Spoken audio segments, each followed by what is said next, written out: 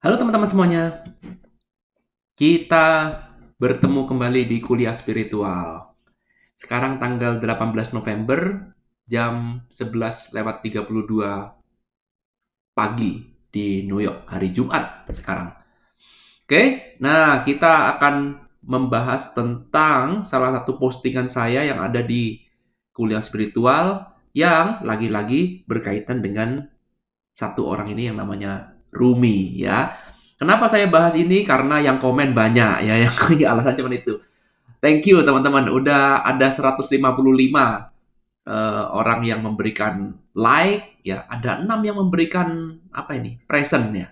Dan yang komentar ada 35. Ada banyak sekali pertanyaan, ada banyak sekali sharing-sharing yang mungkin tidak akan saya jawab satu persatu di dalam video kali ini, tapi saya akan mencoba untuk memberikan insight ya, memberikan penjelasan saya tentang apa yang bisa saya dapatkan dari puisinya Rumi yang satu ini. Jangan khawatir, nanti saya akan memberikan Rumi lagi, banyak sekali yang Rumi ya, supaya komennya tetap banyak dan supaya saya bisa tetap buat video seperti ini. Gitu ya. Oke, guyon-guyon santai. Oke, kita langsung saja mulai tanpa berpanjang lebar lagi. Ini enaknya pakai tulisan warna apa? Warna warna biru muda ya. Biru muda kita cek oke nggak biru muda? Segini, oke? Atau gambarnya kurang? Kita pakai warna yang lebih gelap lagi. Kuning tua misalkan. Ya, kuning tua gini oke? Ya cukup oke lah ya. Ya kuning aja ya. Oke. Kita pakai warna kuning. Oke, satu hal yang Anda lihat pertama kali sebelum kita menuju ke materi ya, satu hal ya yang Anda lihat dulu pertama kali. Ya, kalau kita lihat eh, guru-guru, orang-orang yang sudah tercerahkan, nabi, apalagi ya, Anda sebutlah itu orang-orang yang sudah mencapai pencerahan, ya kita sebutnya sebagai guru lah ya, kita sebut sebagai guru lah. Nah, guru adalah orang yang sudah pernah merasakan pencerahan, betul ya? Ya. Nah, dia ingin menyampaikan apa yang dia rasakan kepada kita. Ya. Nah, masalahnya begini, orang tercerahkan itu bisa tercapai kalau kita dalam kondisi no mind.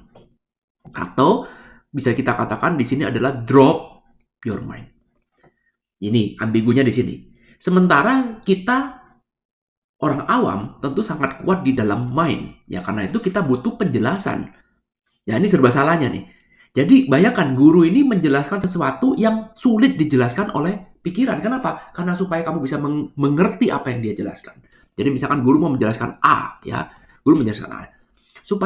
Supaya murid bisa mengerti apa yang guru mau jelaskan, maka murid ini harus drop your mind. Harus ngedrop pikirannya. Harus relax. Nggak boleh muridnya langsung kemudian menggunakan pikirannya ya untuk masuk ke dalam penjelasan yang ingin disampaikan oleh guru. Sampai sini bisa dipahami nggak? Nah, jadi guru hendak menyampaikan A, tapi A ini sulit sekali dikatakan oleh pikiran karena supaya sulit dicerna oleh pikiran, supaya kamu bisa memahami A ini secara benar, maka A ini harus didalami atau harus dialami sendiri, experience. Kamu harus dialami sendiri. Nah, ya. Nah, jadi apa yang dikatakan oleh guru? Seolah-olah guru seperti mengatakan sesuatu lewat pikiran. Of course, karena kita berbicara mind to mind kan. Sulit sekali kalau kita ngomong heart to heart, agak sulit ya. Tapi kita ngomong mind to mind. Maka kalau sekarang dari sini kita bisa melihat bahwa ini tantangannya menjadi seorang guru spiritual itu tantangannya adalah kita tuh mau menyampaikan apa yang kita sampaikan ini sulit kalau menggunakan mind to mind. Tapi kalau tidak menggunakan mind, ya bagaimana hal itu bisa tersampaikan? Nggak bisa. Sementara murid harus mengatakan, oke, saya akan mencoba memahami A ini, tapi harus lewat mind. Ya, jadi guru harus mengajarkan lewat mind to mind. Ya, mind to mind. Ya, Sementara topik yang hendak dia sampaikan tidak bisa dicerna menggunakan pikiran. Itulah tantangannya. Ya. Sehingga segala macam upaya akan guru gunakan supaya apa? Supaya muridnya mau untuk drop your mind. Dia memberikan informasi, memberikan pengetahuan. Bukan untuk memuaskan pikiran, bukan. Tapi agar pikiran mau, ya, agar pikiran mau melakukan sesuatu, action, agar ingin menuju, saya pengen tahu nih, experience. Jadi agar pikiran terdorong, termotivasi untuk mengalami kira-kira seperti apa pengalaman A ini. Ya, itu tantangannya. Ya, karena sekali lagi, kalau diucapkan secara vulgar, semakin kamu menjelaskan secara vulgar satu hal itu, semakin tersesat. Tapi penjelasan itu tidak berarti salah, enggak. Ya, jadi boleh nggak menggunakan explanation? Boleh, tapi nggak cukup dengan menggunakan explanation, nggak cukup. Kamu harus masuk lebih dalam lagi, lebih dalam dari explanation. Jadi explanation yang disampaikan ini adalah cuman kata pengantar untuk masuk ke bagian yang paling inti, yaitu bagian yang tidak bisa diomongkan. Ya, jadi nggak salah memberikan explanation. Iya, betul. Semakin kalau kamu ngotot, kamu melekat pada explanationmu, maka semakin kamu tersesat. Kenapa? Karena apa yang menjadi materi dalam penjelasan kamu, dalam explanation kamu, adalah materi yang tidak bisa terjadi, tidak bisa dijelaskan dengan kata-kata, dengan tepat, ya, dan diperlukan pengalaman. Kamu harus mengalaminya sendiri. Dan baru kamu mengerti, oh ini yang dimaksud oleh guru. Dan itu hanya bisa terjadi kalau kamu drop your mind. Aneh kan? Ya, kita bicara mind to mind, tapi membicarakan materi yang hanya bisa dipahami kalau kamu drop your mind. Paham? Ya, karena itulah guru menggunakan metode, misalkan menggunakan puisi, betul ya? Seperti Rumi menggunakan puisi. Nah, puisi ini adalah sebuah ide yang sangat brilian. Kenapa? Karena puisi ini bisa multitafsir, betul ya? Tidak exact, tapi bisa disampaikan oleh mind. Ini menjadi penjembatan. Bisa dicerna oleh pikiran, bisa, tapi tidak bisa dicerna secara gamblang dan tidak ada jawaban pasti. Kamu mau memberikan tafsiran seperti apapun ya, is up to you, bebas, semuanya benar. Ya, menimbulkan multi tafsir, membuat pikiran jadi puyeng, membuat pikiran jadi bertanya, membuat pikiran jadi bingung. Ya, memang itu tujuannya. Ya, lewat lagu, betul sekali. Lewat cerita, lewat perumpamaan. Betul? Ya, ini kan sering dipakai kan? Ada sebuah cerita sederhana, ada sebuah nyanyian, sebuah lagu, ada lewat tarian, betul, bisa juga. Artinya lewat seni. Seni itu nggak pakai logika, betul? Seni itu beyond the mind. Seni itu satu hal yang tidak exact, yang multitafsir. Kamu boleh bilang gambar ini jelek, ada orang bilang gambar ini bagus. Multitafsir. Nggak ada patokan resmi, Pak. Gambar apa sih, Pak, yang dimasuk kategori bagus? Nggak bisa. Sama juga dengan musik, dengan lagu, dengan puisi, dan segala macam. Ya, nah, Rumi menggunakan puisi. Rumi menggunakan puisi sebagai mediumnya untuk menyampaikan apa yang dia ingin sampaikan. Oke? Nah, ketika kita sudah mengetahui dasar berpikir seperti ini, maka kita sebagai orang awam, kita nih, saya termasuk, maka kita tidak bisa menerjemahkan ini secara vulgar. Nggak bisa.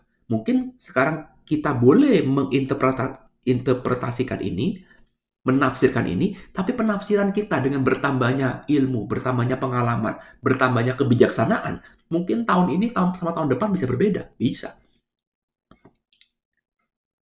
Itulah indahnya puisi. Tidak ada kata exact, tidak ada batasan. Tapi bisa menyampaikan, bisa mewakili apa yang ingin dia sampaikan. Sekali lagi, explanation perlu nggak? Penafsiran perlu nggak? Perlu. Tapi pesan saya, jangan melekat pada penafsirannya. Jangan, penafsiran hanyalah kata pengantar. Penafsiran hanya kata pengantar untuk menuju pintu gerbang yang sebenarnya. Hanya sekedar sampai kata pengantar, bukan berarti kamu sudah membaca seluruh isi buku, bukan. Kata pengantar ini masih baru intro. Yang menarik kamu supaya bisa masuk dengan lebih dalam. Bisa dipahami? Ya, jadi jangan melekat pada explanation. Jangan melekat pada penafsiran. Jangan. Ya. Nah, karena kalau kamu melekat pada penafsiran, ya, kamu menganggap bahwa semua penafsiran itu ini yang benar, ini yang salah, ini absolut benar, seolah-olah yang lain pasti absolut salah, maka itu tadi, yang masuk di dalam explanation ini, maka yang terpuaskan dalam explanation ini adalah pikiran. Dan kalau pikiran, kita tahu sifat dari pikiran, pikiran itu pasti selalu ekstrim. Ya, jadi ketika mengatakan oh jadi ekstrim, ya, ekstrim. Kamu belajar spiritual pasti pernah mengalami fase ini. Dikatakan misalkan meditasi akan membuat ketenangan hati. Oh, jadi semakin lama meditasi semakin bagus. Kalau gitu saya meditasinya 5 jam. Ekstrim. Ya, betul ya. Kalau menyumbang bisa bikin rezeki jadi lancar. Oh, kalau gitu nyumbangnya jangan tanggung-tanggung. Saya sumbang semuanya hasil saya. Ekstrim. Betul? Ya. Nah, ketika mulai pikiran kita sudah mulai mengarah ke ekstrim, hati-hati. Itu pertanda bahwa kamu sekarang sudah melekat terlalu dalam pada namanya explanation. Perhatikan kata ekstrim. Ya, biasanya diawali dengan oh jadi. Ya, belajar spiritual itu tidak pernah mengenal ujung. Apa yang sekarang kita pahami sekarang, mungkin tahun depan, bulan depan berubah. Dan kita open mind terhadap perubahan itu. Oke, itu modalnya. Memahami puisi itu modalnya seperti itu. Apapun. Memahami semua produk guru seperti itu. Ada yang lewat cerita, ada yang lewat nyanyian, ada lewat lukisan, macam-macam. Ya, jadi Anda jangan melekat pada ceritanya. Istilahnya jari menunjuk ke bulan. Ya, jari menunjuk ke bulan. Kamu jangan lihat jarinya. Jangan. Tapi lihatlah jari ini menunjuk ke mana. Kebanyakan orang kalau kamu melekat pada explanation, kamu melekat pada pikirannya, mind mendominasi kamu akan melihat jarinya. Ya, ketika ada guru mengatakan ini ada sebuah cerita di zaman dahulu, ada raja yang punya murid sekian. Lalu kemudian kamu bertanya, zaman dulu tuh berapa? Itu menurut siapa? Sumbernya di mana? Literaturnya di mana? Katanya siapa? Tahun berapa kejadian-kejadian? Ketika kamu mengatakan seperti itu, berarti kamu sudah terlekat pada explanation-nya. Yes. Dan belajar spiritual, kita nggak peduli mau kamu dapat literatur dari mana ya. Kalau menurut saya loh ya, sekali lagi nih, cuma menurut saya. Tapi yang terpenting pelajaran apa yang bisa kamu dapatkan. Mau dapat literaturnya dari mana, itu nggak penting. Misalkan cerita itu diulang dengan nama yang berbeda. Yang dicerita itu namanya Tono, sekarang namanya jadi Budi. Ya nggak apa-apa, nggak penting. Kenapa? Karena yang penting adalah pembelajarannya apa. Tersampaikan apa tidak. Bukan ceritanya ini berdasarkan apa. Mencari kebenaran cerita ini. No. Nggak perlu. Siapa pengarang dari cerita ini? Nggak perlu. Nggak perlu itu. Itu ada pemikiran yang nggak perlu. Kita fokuskan aja pada kemana arah dari jalan. Oke? Paham? Jadi ketika kita melihat seperti ini, saya hapus ya. Jadi ketika kita melihat seperti ini, nggak perlu kita melihat, waduh ini tahun berapa, mana bener nggak Rumi bener tulis seperti ini, mana buktinya kalau Rumi bener tulis ini. Kalau iya memang buktinya, carikan tulisan tangannya, betul apa enggak, di tahun berapa. Kemudian literatur itu ada di mana. Jangan-jangan ini cuma palsu. Sekali lagi, sih, itu namanya kamu melekat. Tapi daripada seperti itu, ya sudahlah. Anggaplah ini benar tulisan Rumi. Sekarang dari ini kamu bisa mendapatkan apa? Udah gitu aja. Ya, oke, paham ya? Yang kedua barulah kita pergi ke explanation-nya. Ya, saya akan mencoba menafsirkan versinya saya. Oke, ya. Punya versi lain boleh nggak? Boleh. Apakah penafsirannya paling benar? No, nggak bisa bilang seperti itu. Ya, bagaimana mungkin saya mengatakan versi saya paling benar? Nggak bisa, orang saya bukan Rumi. Yang paling tahu artinya ya adalah Rumi itu sendiri. Ya, setiap orang bebas menafsirkan. Itulah indahnya seni. Ya, indahnya di situ. Ya, dan saya berusaha untuk menyampaikan apa yang saya pahami. Yang belum tentu benar. Tentu saja Anda boleh berbeda, boleh tidak setuju, boleh. Sangat boleh ya. Dan mungkin ketika nanti kita bahas ini lagi tahun depan, 2 tahun lagi mungkin saya akan berbeda lagi. Karena ini bisa multi tafsir. Good? Disclaimer dulu ya. Jadi saya nggak mengatakan ini saya pasti paling benar, yang lain salah, atau saya mengatakan saya paling ngerti tentang Rumi, nggak masuk akal. Ya, oke? Dan itu nggak penting. Ingat, jari menunjuk ke bulan. Lihat aja apa yang ditunjuk. Bulannya, jangan lihat jarinya. Good? Bagus. Kita lanjutkan sekarang. Nah, kalau kita sudah punya pola pikir yang sama, ya pemahaman kita sudah sama, kita mengerti, oh guru ini menyampaikan sesuatu multitafsir, ya sudah, kita sudah tahu tentang itu, mari kita sama-sama gali ada pembelajaran apa yang bisa kita dapatkan dari pembelajaran Rumi ini. Kita lihat, when you do things from your soul, you feel a river moving in you, a joy. Ketika kamu melakukan sesuatu dari soul, ya, kamu akan merasakan ada sebuah aliran sungai, seperti air sungai, mengalir di dalam dirimu, di dalam dirimu. Dan itulah aliran itu isinya berisi tentang kebahagiaan, kegembiraan, joy. Mari kita pecah pelan-pelan, ya, kita pecah pelan-pelan. Nah, kalau kamu mengatakan seperti when you do things from soul, ya, dari soul, ya, berarti kamu bisa melakukan sesuatu yang bukan dari soul. Berarti soul bukan satu-satunya. Logikanya begitu, betul? Ya, itu yang saya tangkap. Oke, dan itu benar. Berarti kalau kamu melakukan do things, kita sebut sebagai action, ya, bisa dari mind, bisa dari soul.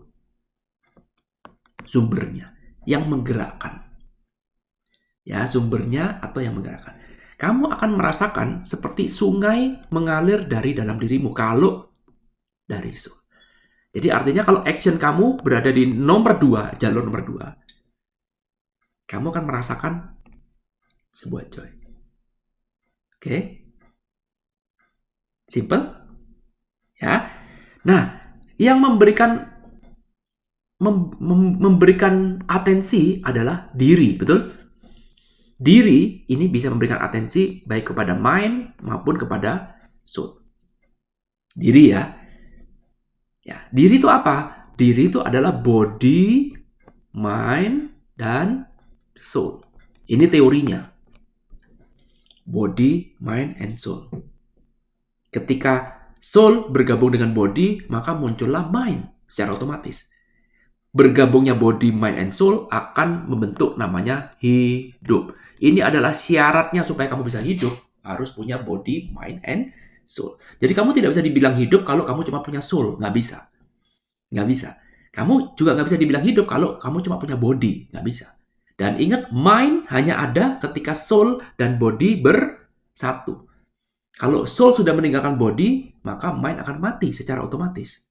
Nggak ada yang menghidupi mind. Body bisa mati, mati. Kalau body rusak, maka soul tidak bisa lagi hidup di dunia. Karena itu dikatakan meninggal dunia. Meninggalkan dunia. Soulnya nggak mati, tapi soulnya sudah nggak bisa lagi berada di bumi ini, di dunia ini, di hidup ini. Kenapa? Karena syaratnya supaya bisa dihidup, kamu harus punya body, mind, and soul sebagai kesatuan. Bergabungnya body, mind, and soul sebagai satu kesatuan, kita sebut sebagai diri. Self. Jadi diri itu terdiri dari 3 unsur. Body, mind, and soul. Oke? Body, mind, and soul. Sampai sini bisa diikuti? Diri punya sebuah power namanya atensi. Ya, apapun yang dijadikan atensi oleh diri itu akan menjadi nyata, eksis. Ya, jadi diri bisa memberikan atensi pada mind, bisa diri memberikan atensi pada soul, juga bisa juga diri memberikan atensi kepada body, bisa. Diri adalah satu hal yang independen, satu hal yang merdeka, satu hal yang menyadari. Jadi diri ini memberikan atensi, diri sendiri ini yang menyadari. Jadi kalau saya bertanya, kemarin malam saya mimpi dikejar setan. Oke, kok kamu tahu? Kan kamu tidur. Ya, betul, tubuhnya tidur. Ya, tubuhnya tidur, betul. Mata tidur, nggak sadar ya. Kamu mau digotong kemana kalau sudah tidur ya nggak tahu. Dimaki-maki juga nggak bakal marah, karena apa? Tidur. Bodinya tidur. Dia menutup akses terhadap dunia eksternal. Tapi kemudian dunia internal terbuka. Lalu kemudian kita melihat, ada mimpi. Kok bisa tahu kalau mau mimpi? Karena ada yang menyadari. Siapa yang menyadari? Diri. Diri tidak akan pernah tidur. Dirilah yang menyadari. Dan segala satu yang disadari oleh diri adalah eksis. Ada. Biarpun itu di dunia luar ataupun itu ada di dunia dalam. Oke, diri bisa taruh atensi pada body, bisa. Sehingga body menjadi nyata. Contoh, gigi saya sakit. Aduh, gigi saya sakit. Maka kamu taruh atensinya kepada gigi, tubuh, body. Sehingga sekarang kamu sadar, saya punya gigi loh ternyata. Kalau giginya sehat, ya enggak ada. Kamu bisa taruh atensi kepada mind. Aduh Pak, pikiran saya kemana-mana Pak. Ini gimana nih ya, kok overthinking saya. Kamu naruh atensi kepada mind. Ya, bisa taruh atensi kepada soul, bisa. Ketika kamu drop your mind, ketika kamu meditasi, dan kondisi relax, kamu bisa mengakses soul. Ya, oke. Jadi kalau kesimpulannya, kalau dalam hidup, apakah soul lebih mulia daripada mind? Jawabannya tidak. Apakah hanya karena soul tidak bisa mati, lalu kemudian mengatakan soul lebih tinggi derajatnya daripada mind? Enggak juga. Karena soul tanpa mind, tanpa body, nggak akan ada artinya di dalam hidup ini. Berbeda kalau kamu sudah mati. Kalau kamu sudah mati, betul, soul akan forever. Body and mind akan mati. Tetapi kalau kamu masih hidup, ketiganya penting. Ini yang sering buat guyonan. Apakah soul bisa buat program komputer? Nggak bisa. Apakah soul bisa nyetir Innova, menciptakan Innova? Ya nggak bisa. Benar ya? Apakah soul bisa pergi memancing, belanja di Indomaret? Nggak bisa. Nggak bisa. Apakah soul bisa membuat dunia jadi lebih baik dengan cara jalan yang rusak di aspal, pohon-pohon yang sudah berantakan dipotongin? Nggak bisa. Soul tidak punya akses menuju dunia eksternal. Nggak bisa. Tanpa body. Ya. Jadi tubuh ini ada vessel kita. Betul.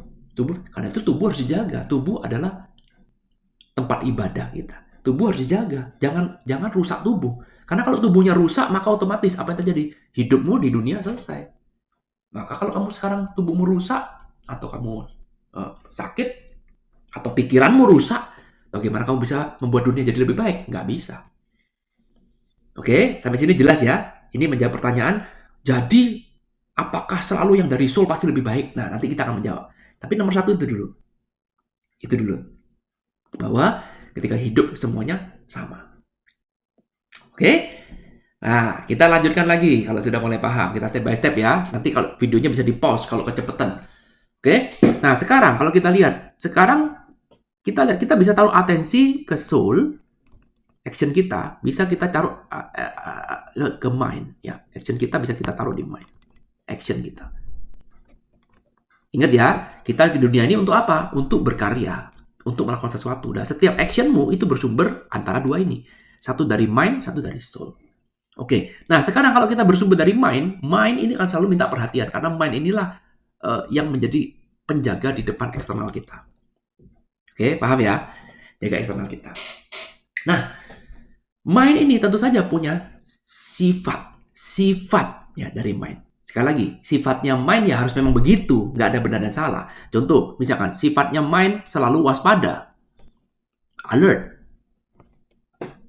Ya, kalau waspada berarti tidak akan relax, not relax, atau kita sebut sebagai stres. Ya, mind selalu kekurangan, mind selalu mau lagi dan lagi. Tidak pernah merasa cukup. Oke, selalu cari yang nggak ada. Tidak pernah berada di now. Beradanya di past, berada di future. Antisipasi. Good? Ya tentu saja. Ini adalah sifat-sifat dari pikiran. Karena pikiran tidak bersifat seperti ini, ya kita mungkin sudah punah. Betul? Ya, kalau Anda mengatakan positive thinking. No, mind harus learn and relearn. Dia selalu kekurangan. Ya, of course saya tidak tahu apa yang saya tidak tahu. Karena itu saya harus butuh informasi sebanyak-banyaknya, harus belajar sebanyak-banyaknya, harus cari pengalaman sebanyak-banyaknya. Saya harus waspada. Ya, kalau saya lihat ada ular di depan saya, ini hati-hati, ular ini berbisa. Saya harus punya ilmu pengetahuan. Saya harus antisipasi, ada ular jangan dilewatin, ada harimau jangan dideketin ya. Kita harus antisipasi, mengukur resiko. Itulah yang menjaga supaya kita bisa hidup. Ya tentu saja, dengan waspada, otomatis saya tidak akan rileks. Pasti saya akan stres.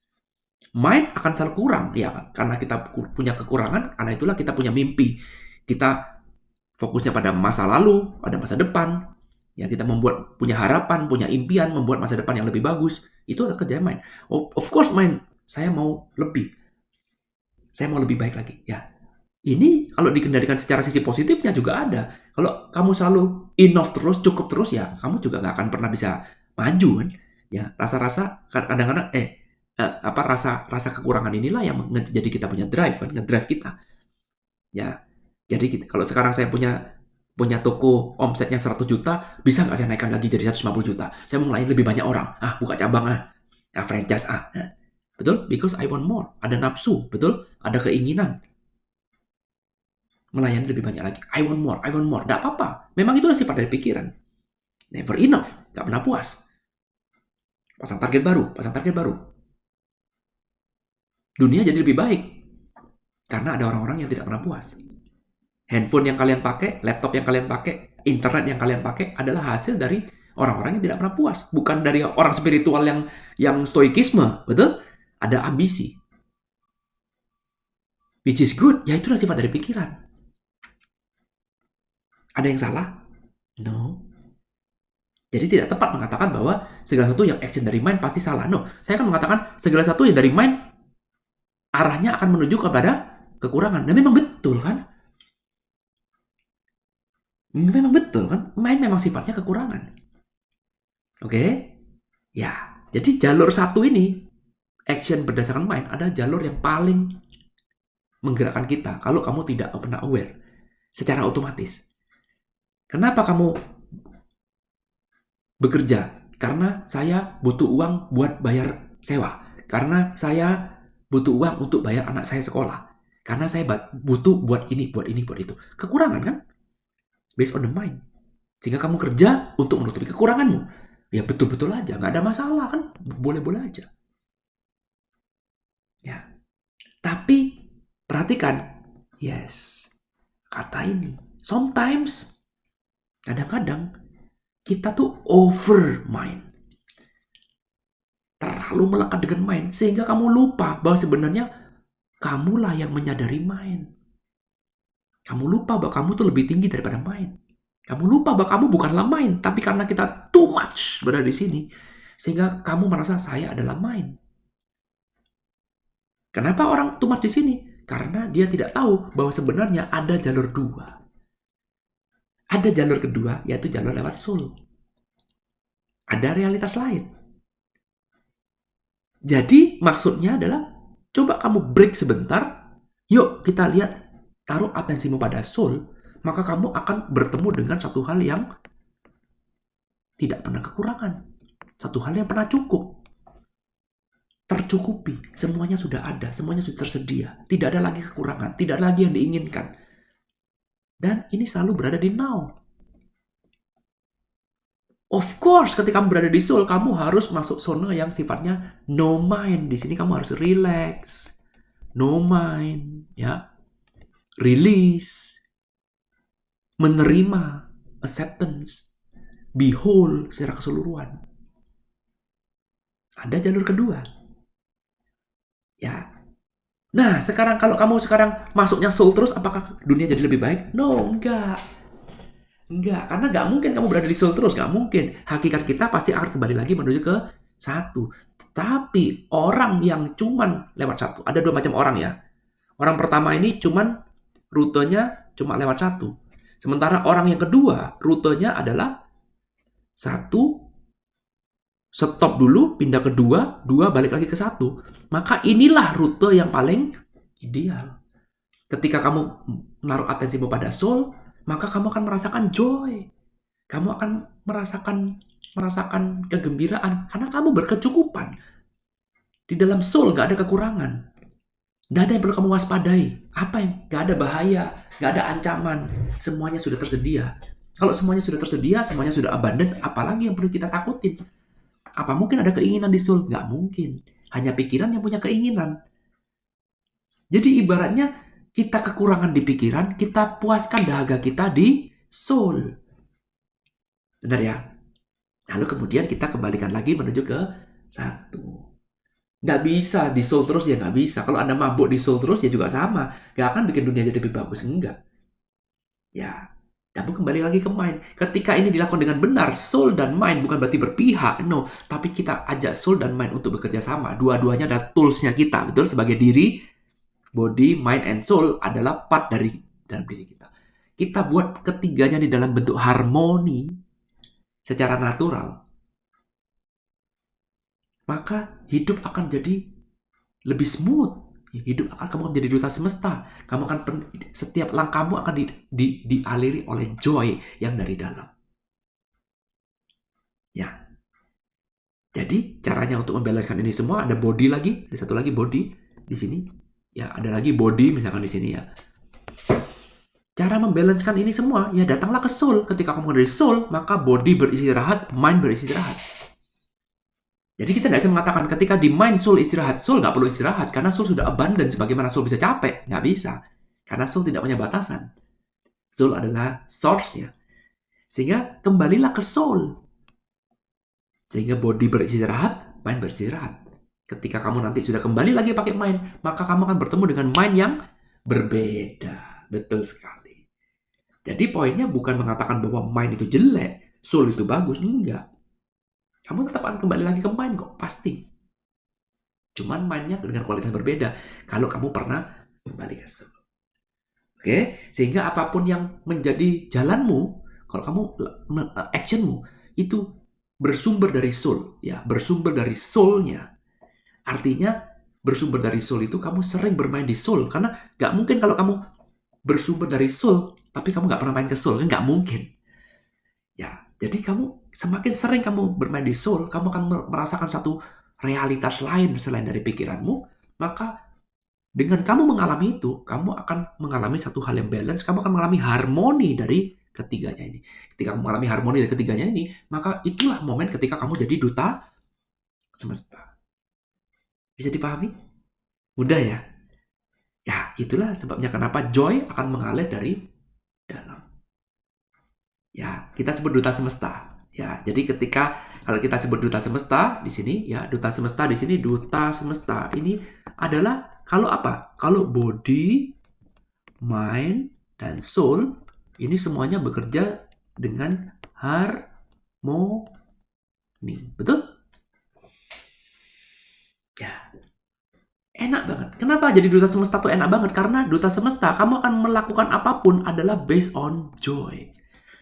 Seperti semesta tuh mendukung kamu. Seperti kamu ditemukan dengan orang ini, orang yang tepat lagi, orang yang tepat lagi, orang yang tepat lagi. Terus seperti itu.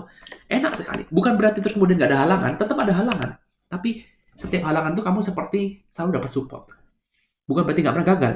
Tapi setiap kali kamu gagal, kamu mesti seperti ada semangat lagi.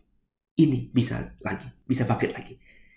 Karena itu sukses mengatakan, nggak penting kamu seberapa kali kamu jatuh, tapi yang terpenting adalah seberapa kamu jatuh dan kamu bangkit lagi.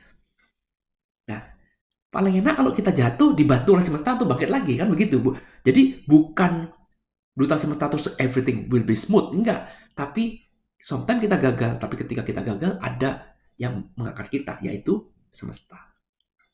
Ya, ngomong-ngomong duta semesta, teman-teman, saya sudah mendekati final. Ya, mendekati final, saya akan membuat kelas nanti mungkin sekitar 2 hari atau 3 hari. Tunggu pengumumannya, minggu depan pasti saya umumkan. Itu nanti kita juga akan membahas tentang duta semesta. Cuman kali ini kita membahasnya dari sisi yang berbeda. Jadi saya ingin membuka insight bagi teman-teman yang tertarik dengan ini. Ya, insight-nya ini, saya akan melihatnya dari pola semesta. Nah, ya bagi teman-teman yang pernah ikut kelas saya, premium membership, reality transform, pasti sudah paham dengan pola semesta. Ya, nanti kita akan mempelajari polanya semesta bagaimana. Jadi duta semesta ini, untuk supaya bisa jadi duta semesta, kita harus mempelajari semesta ini punya pola apa. Ya, punya pola apa. Ya. Nah, ini pola ini yang kita pelajarin sehingga kita bergerak seiring dengan apa yang dimau oleh semesta. Baru jadi duta semesta, benar ya? Ya, ini apa yang kita jelaskan materi ini, yang per hari ini kita menjelaskannya dari sisi spiritual.